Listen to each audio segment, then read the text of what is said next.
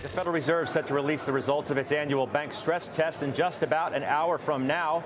Those results giving a look into the health of the nation's biggest banks following the collapse of 3 regional ones earlier this year. Joining me now with what to expect, top bank analyst Mike Mayo of Wells Fargo. It's good to see you. What are you expecting? Any surprises?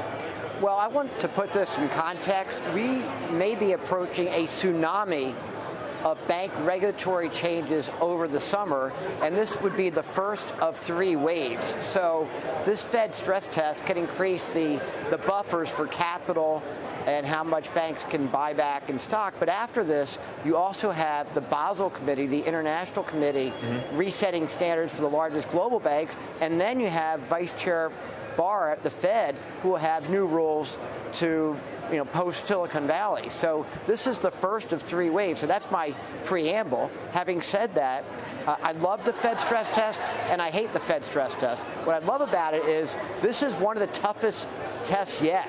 I mean, we're talking about a 9% drop, peak to trough in GDP, 10% unemployment, and a 40 to 45% decline in housing, commercial real estate, and stocks. And after the Fed assumes that for the largest banks, they should still have enough capital left over, not only to avoid capital raises, avoid dividend cuts, but to have 5% dividend growth this year, and for the largest banks still buy back stock, albeit half the pace in prior years. So that's what you just said, you laid out in your self-described preamble what sounds to me like a more onerous regulatory environment, but then you just pivot and suggest that it's still good for the banks? Well, I have a love-hate relationship with this. So you just got the love side. The hate side is this Fed stress test, it is, and it's always been, a black box.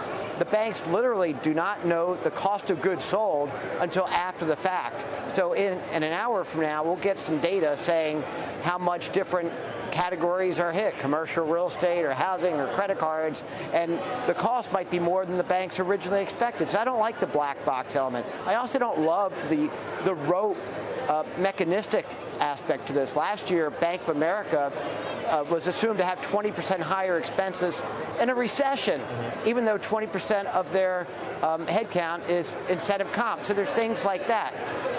But the issue is the cumulative effect. So you take the buffers from the Fed stress test for higher capital, you take the Basel Committee for higher capital, you take Vice Chair Barr at the Fed for higher capital. Those sounds like 3 negatives. Those are tail risks. Those are concerns. So the risk is that this could lead to a credit crunch, and you're already seeing banks talk about shrinking balance sheets, or what they call RWA diet, reducing risk-weighted assets, increasing pricing, or most likely more business being pushed off to the shadow banking system. The unregulated shadow banks are likely to get more business, and you're already seeing banks, de-lever balance sheets, selling off assets.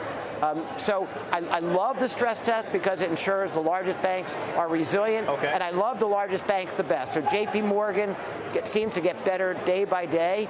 On the other hand, the regional banks, with the cumulative effect of these regulatory changes, it can change their business models. This could be the equivalent of a 100-foot wave for some of the smaller regional banks if they have to implement all this too soon. Financials as a sector under the S&P are down 4.25% year to date.